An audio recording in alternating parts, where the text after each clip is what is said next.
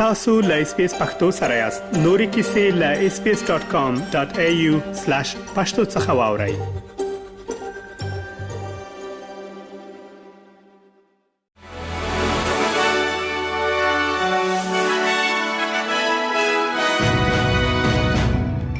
سلامونه ستړي مشئ. نن دوشنبه د 2024 کال د جولای د میاشتې شپږمه نیټه ده چې د چنګاښ د میاشتې ل 14مې نیټې سره برابرېږي او تاسو له SBS پښتو څخه د نن ورځې لاند خبرونه اورئ. نوې څېړنې ښیي چې په استرالیا کې د اسلام ضد کرکې یا د اسلاموفوبیا په پیښو کې د 2023 کال د اکتوبر په میاشت کې د غزې د جګړې له پیل راهیسې زیاتوالی راغلی او د بونډای له ترهګریز برید وروسته دغه پیښې نور هم زیاتې شوې دي. د ټاکلینګ هیټ لاب راپور له 2023 څخه تر 2024 کال پورې د ټولنیزو شبکو له 1 میلیون څخه زیات پوسټونه او سلګونه راپور شوې د اسلام ضد پیښې تحلیل کړي دي.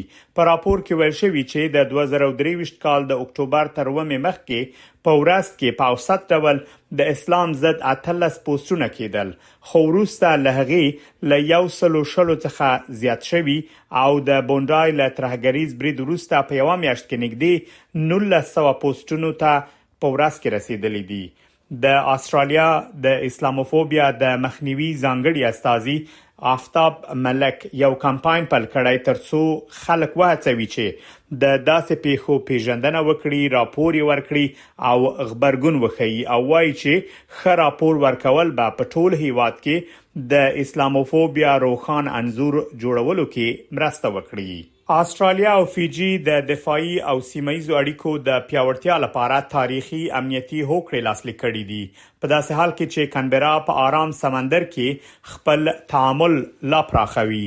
د استرالیا لومړي وزیر انټونی البنيزي او د فیجی سیال سیټیونی رابوکا د ووالي اتحادیه او سولې سمندر په نوم تړونونه د سووا په ښار کې له دودیز هرکلي وروسته لاسلیک کړي دي.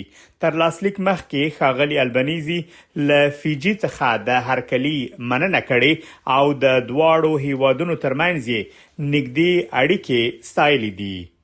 د نامتو لیکوال، دینی عالم او سیاستوال مولانا خانزیب د وژنې یو کال پوره شو، خو د هغه د کورنۍ غړي وایي چې د پیښې د پلاټنو په برخه کې تر اوسه د پام وړ پرمختګ نه دی شوی. دوی وایي چې د وژنې عاملین لا هم نه دي نیول شوي او د پلاټنو پایلې له ولس سره نه دي شریک شوي. د هغه د کورنۍ غړي د خیبر پښتونخوا له حکومت څخه غواړي چې د پیښې عاملین ونیسي او د قانون منګولو ته وسپاري. ټاکل شوی ترڅو د هغه د وژنې د لومړي تلین په مناسبت په خیبر پښتونخوا کې غونډه جوړ شي. د اسرایل لومړي وزیر بنیامین نتنیاهو ویلي چې د هغه حکومت په ختیځ بیت المقدس کې د يهودي میشتځایونو پراختیا ته دوام ورکوي. له لسیزو راهیسې اسرایل هڅه کوي چې په ښار کې د يهوديانو شتون زیات کړي. دغه ښار سره له لویدیځ غاړې او غزې د 1918 کال د منځني ختیځ په جګړه کې د اسرایلو تر کنټرول لاندې راغلي.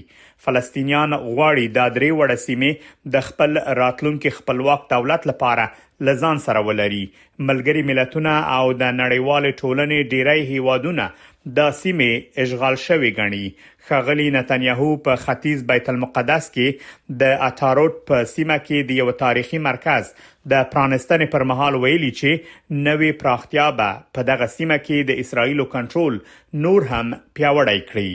د افغانستان په ځینو ولایتونو کې په تیره په کابل کې د هوا په ګرمېدو سره د دې ښار د بیلابیلو سیمو یو شمېر اوسیدونکو د برېښنا له پرچاوۍ شکایت کوي.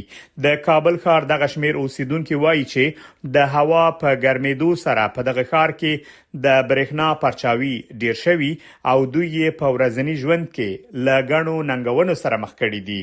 د کابل ښار اوسیدونکو د برېښنا له ریاست څخه غوښتنه کوي ترڅو دغه ستونزه حل کړي. دا و د نن ورځې لاند خبرونه چې ما مجيب منیب تاسو ته وړاندې کړل.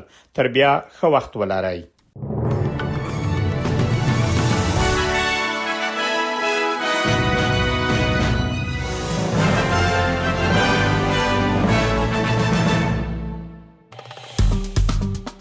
اس پی اس پختو په فیسبوک کې تعقیب کړئ، مطالب یې خوښ کړئ، نظر ورکړئ او له نورو سره شریک کړئ.